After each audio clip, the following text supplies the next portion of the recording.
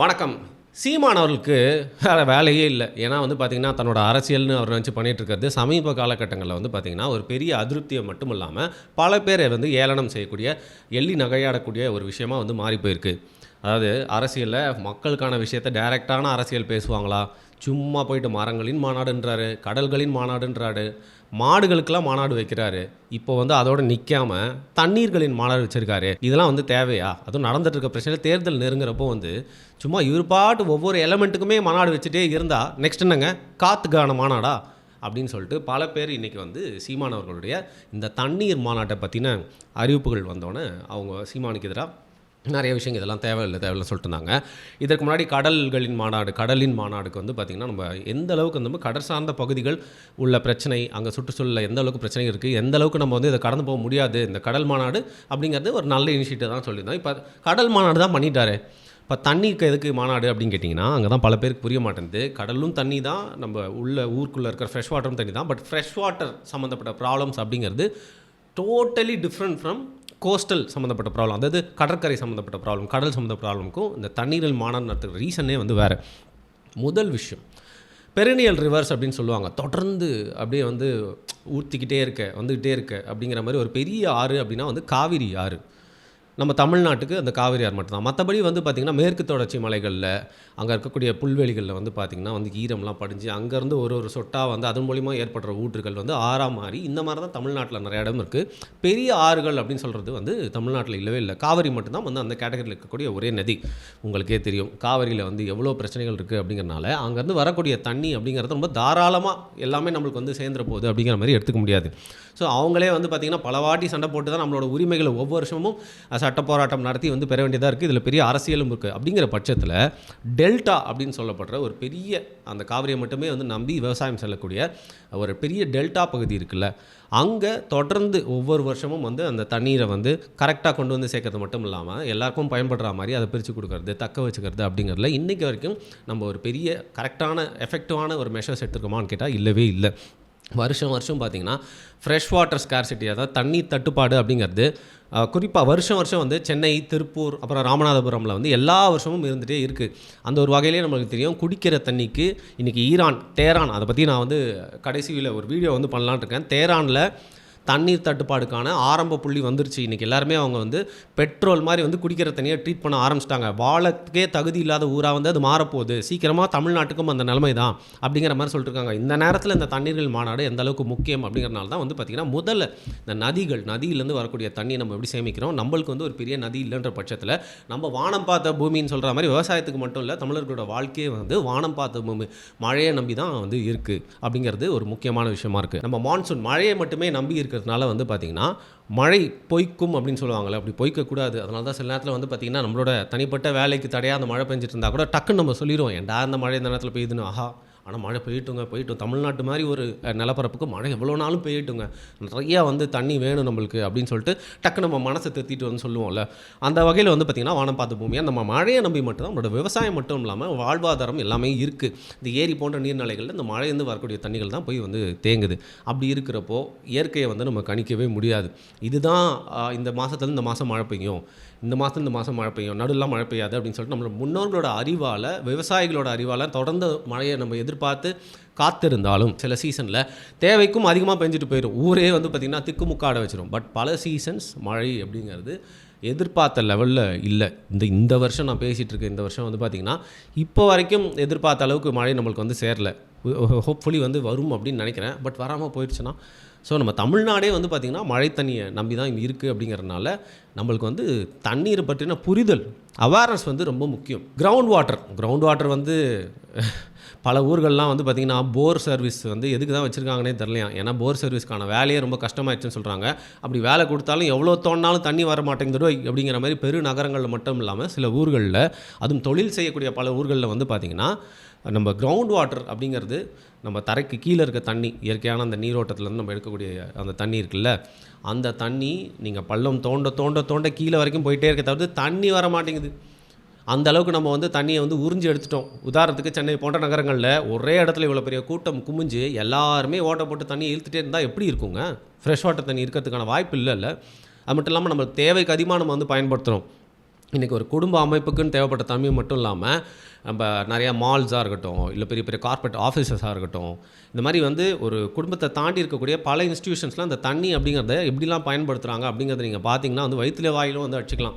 அந்தளவுக்கு நீங்கள் தண்ணியை உறிஞ்சு எடுத்து மேலே வேஸ்ட் பண்ணிகிட்டே இருக்கீங்க அப்படிங்கிற பட்சத்தில் இன்றைக்கி கிரவுண்ட் வாட்டரில் வந்து பார்த்திங்கன்னா அந்த ஃப்ரெஷ் வாட்டர் இல்லாமல் உறிஞ்சு இந்த கடற்கரை நகரங்கள், நம்ம சீக்கு பக்கத்தில் இருக்கிற நகரங்களில் அந்த ஓவர் சாலினேஷன் உப்புத்தன்மை உள்ளே வந்து பார்த்திங்கன்னா சாதா தண்ணிக்கு பதில் உப்பு தண்ணி வர ஆரம்பிச்சிச்சு. இதில் சென்னையில் நிறைய பேர் பழகிருப்பாங்க, ஆமாங்க இந்த உப்பு தண்ணி மட்டும் வரும், கொஞ்சம் அட்ஜஸ்ட் பண்ணி வாழ்ந்துக்கோங்க சொல்லிட்டு ஓனருங்களாம் வீட்டுக்கு கொடுப்பாங்க. அதையும் ஏற்றுக்கிட்டு நிறைய பேர் வாழ்ந்துட்டு தான் இருக்காங்க. அது ரொம்ப ஒரு சாதாரண விஷயம் மாதிரி ஆயிடுச்சு. அது என்ன வந்து காமிக்குதுன்னா, கிரவுண்ட் வாட்டர், அதாவது நம்மளோட குடிக்கிற தண்ணி போயிருச்சு சுத்தமாக, எல்லாருமே ஒரு இடத்துல ஓட்டை போட்டு உறிஞ்சிட்டோம் அப்படிங்கிறது. ஸோ நீங்கள் எவ்வளோ வேணால் உரியத்துக்கு ரெடியாக இருக்கீங்க, பட் பூமிக்கிட்ட கொடுக்கறதுக்கு தான் இல்லை. இதில் அதிகமாக வந்து பாதிக்கப்பட்டிருக்கிறது வந்து பார்த்திங்கன்னா திருப்பியும் இதில் திருப்பூர் வருது, சென்னை, கிருஷ்ணகிரி, சேலம்லலாம் இந்த பிரச்சனை நீங்கள் வந்து நிறைய இடங்களில் வந்து கேள்விப்படலாம். அப்புறம் ஏரி, குளம், குட்டை, இந்த மூணுத்துக்குமே வந்து வித்தியாசம் இருக்குங்க. இந்த ஏரி, குளம், குட்டையில் வந்து தண்ணி இருக்கான்ற விடுங்க, ஏரி முதல்ல இருக்கா, குளம் இருக்கா, குட்டை இருக்கா, ஏன்னா அதெல்லாம் ஏரியாவாக மாற்றிடுறாங்க. ஏரின்னு இருக்கே, அது ஏரியாவாக மாற்றிட்டா அப்படி இருக்கும் அப்படின்னு சொல்லிட்டு இதெல்லாம் வந்து ஒரு காலகட்டத்தில் இருந்துச்சுன்னு சொல்லிட்டு இன்றைக்கி நம்ம பேசிகிட்டு இருக்கும்போது கூட பல ஏரிகள் வந்து பார்த்திங்கன்னா அது மேலே வந்து ஃப்ளாட்ஸ் கட்டிகிட்டு இருக்காங்க. இல்லை லேக் வியூ அப்படின்னு சொல்லிட்டு பக்கத்தில் ஒரு ஃப்ளாட் வாங்கி போட்டுட்டு கொஞ்சம் நாளில் வந்து அந்த லேக்கே வந்து பார்த்திங்கன்னா எடுத்துடுறாங்க, அதையும் வந்து ஒரு ஃப்ளாட் போட்டு விற்றுறாங்க. சரி, ஃப்ளாட் போட்டு விற்கிறது மட்டும் இல்லாமல் இண்டஸ்ட்ரியல் சீவேஜ், அது மட்டும் இல்லாமல் கார்பேஜ் எடுத்து போய் அதில் கொட்டுறது, இவங்க தண்ணியை பார்த்தா தான் அந்த குப்பையெல்லாம் போய் கொட்டணும் அப்படின்னு தோணும்.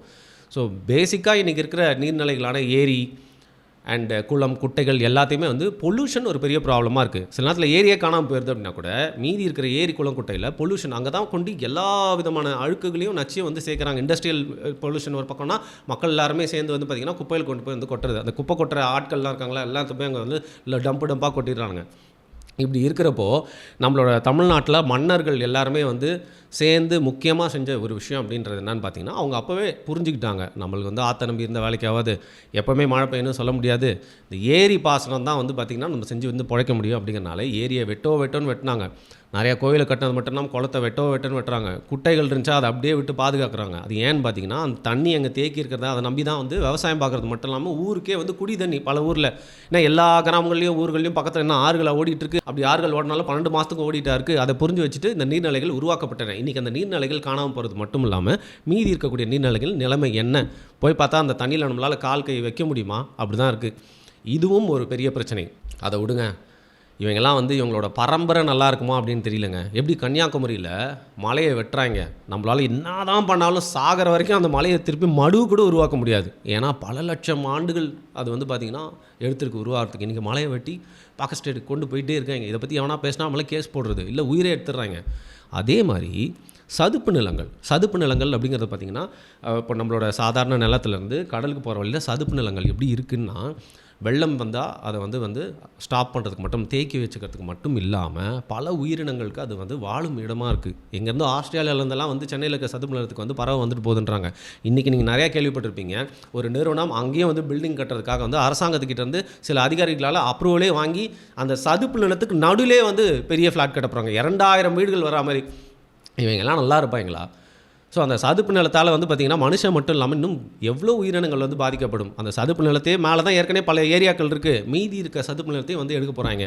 இதெல்லாமே ஃப்ரெஷ் வாட்டர் பாடிஸ் தான். இவ்வளோ பிரச்சனைகள் இருக்குது இதில். குறிப்பாக சென்னை பக்கத்துலேயே வந்து நிறைய டெவலப்மெண்ட்ஸ் வரதும் வந்து ஒரு பெரிய பிரச்சனை தான். இப்போ ஒரு பெருநகரம் இருக்குன்னா அதை ஒட்டி அதை எக்ஸ்பேண்ட் பண்ணிகிட்டே போகாமல் வந்து பார்த்திங்கன்னா சம்மந்தமே இல்லாமல் கொஞ்சம் தள்ளி போயிட்டு வேறு ஏதாவது ஒரு இடத்துல ஒரு நகரத்தை உருவாக்கணும்.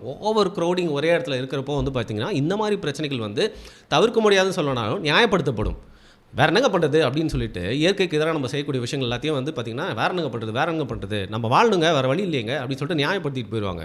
இயற்கை இருந்தால் தான் நம்ம இருக்க முடியும். முழுக்க நம்ம எல்லாருமே வந்து பார்த்திங்கன்னா இயற்கைக்காக வாழணும்னு சொல்ல, இயற்கையில் தான் நம்ம வாழ முடியும், அதை தான் சொல்ல வரேன். அது மட்டும் இல்லாமல் இந்த வாட்டர் சர்வீஸ்லாம் இருக்குல்ல, அதில் பார்த்திங்கன்னா பைப்ஸ்லாம் எந்த அளவுக்கு மெயின்டைன் பண்ணப்படுது, தேக்கி வச்சிருக்க தண்ணியை வந்து நல்லா பாதுகாக்கிறாங்களா, அது மட்டும் இல்லாமல் அது சுத்தமாக வந்து பாதுகாக்கப்படுதா, சுத்தமாகவே மக்களுக்கு டிஸ்ட்ரிபியூட் பண்ணப்படுதா, எல்லா தண்ணி லாரியும் தண்ணியை தூக்கிட்டு நம்ம ஏரியாவுக்கு வர்றப்போ வந்து நம்ம ஏரியாவுக்கு வரத்துக்கு முன்னாடியே பாதி தண்ணியை வந்து காலி பண்ணுறாங்க. அது உங்களுக்கு தெரியும். அந்தளவுக்கு இன்றைக்கி தண்ணி மாதிரி செலவு பண்ணுறியே அப்படிங்கிறத எவன் கண்டுபிடிச்சான்னு தெரில, அவனை பிடிச்சி அடித்தா எல்லாம் சரியாயிரும். ஏன்னா தண்ணினா ஈஸியாக அப்படி செலவு பண்ணிட்டு போயிடலாம் அப்படிங்கிற மாதிரி நினச்சி தான் யாரெல்லாம் வந்து இந்த வாட்டர் பாடிஸை வந்து கண்ட்ரோலில் வச்சுருக்காங்களோ, யாரெல்லாம் வந்து பார்த்திங்கன்னா மெட்ரோ வாட்டர் டிஸ்ட்ரிபியூட் பண்ணுறாங்களோ, அந்த இன்ஸ்டிடியூஷன்ஸ் எல்லாமே வாட்டரை ஹேண்டில் பண்ணுறதை வந்து இன்னும் கொஞ்சம் ப்ராப்பராக பண்ணணும்.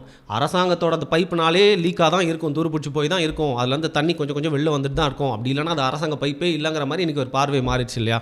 வெக்கக்கேடாக இருக்குது. இதில் இன்னொரு பக்கம் நம்மளுக்கு வந்து விவசாயத்துக்கு வந்து தண்ணி தேவை அப்படின்னா கூட சில விவசாய முறைகள் அது வந்து பார்த்திங்கன்னா சொட்டு நீர் பாசனம் சொல்லுவாங்க. அதெல்லாம் வந்து முற்றிலுமாக கைவிட்டுட்டு இன்றைக்கி எந்த மாதிரியான ஒரு விளைவுக்கு அதிகமான தண்ணி யூஸ் ஆகாமல், உதாரணத்துக்கு கரும்புலாம் பார்த்திங்கன்னா தண்ணி அணியாது குடிச்சிரும். பட் கரும்பும் வந்து நம்ம பயிர் வைக்காமலும் இருக்க முடியாது. பட் இதுலேயும் வந்து பார்த்திங்கன்னா ஒரு பேலன்ஸ் வந்து ஏற்படணும். கம்மியான வாட்டர் யூஸ் பண்ணி எந்த அளவுக்கு விவசாயம் பண்ணலாம் அப்படிங்கிறதுலையும் நம்ம இன்னும் நிறைய ரிசர்ச் பண்ணணும். பல நாடுகள் கிட்டேருந்து நம்ம அவங்களோட டெக்னிக்கை கற்றுட்டு அதை கரெக்டாக நம்ம ஊரோட மான்சூன் அப்புறம் வெதர் நம்மளோட விவசாய முறைக்கு ஏற்ற மாதிரி இன்ஃப்யூஸ் பண்ணால் மட்டுமே தண்ணீர் அப்படிங்கிற விஷயம் வந்து பார்த்திங்கன்னா எல்லா விஷயத்துக்கும் டிஸ்ட்ரிபியூட் ஆகி கரெக்டான லெவலில் வந்து நம்மளால் வந்து செலவு பண்ண முடியும். இந்த சூழ்நிலையில் தான் வந்து பார்த்திங்கன்னா தண்ணீர்களின் மாநாடு அப்படிங்கிறத நான் சொன்ன இந்த விஷயங்கள்லாம் பற்றி பேசக்கூடிய மாநாடாக நான் புரிஞ்சுக்கிறேன். கண்டிப்பாக இதோட இன்னும் நிறைய விஷயங்கள் வந்து அந்த மாநாட்டில் பேசுறதுக்கான வாய்ப்பு இருக்குது.